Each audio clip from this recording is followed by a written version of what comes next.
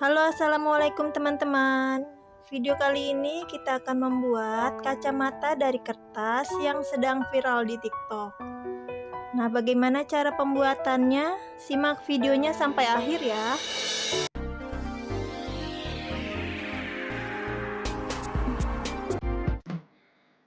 Mari teman-teman kita buat kacamata yang lagi viral seperti ini.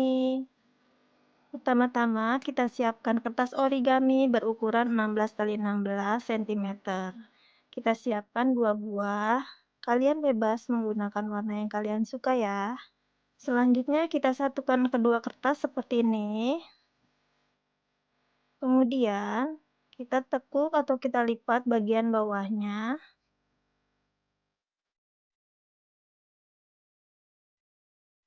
Kurang lebih seperti ini ya. Selanjutnya lipat juga bagian atasnya.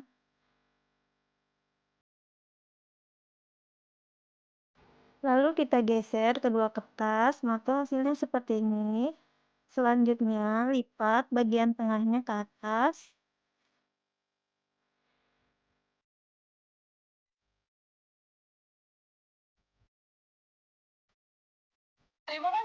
Kemudian kita lipat lagi 2 kali.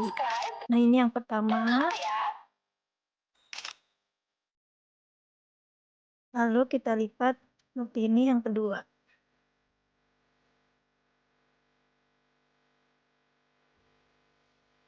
Kemudian lipat bagian kanan dan kirinya untuk membuat tangkai kacamatanya.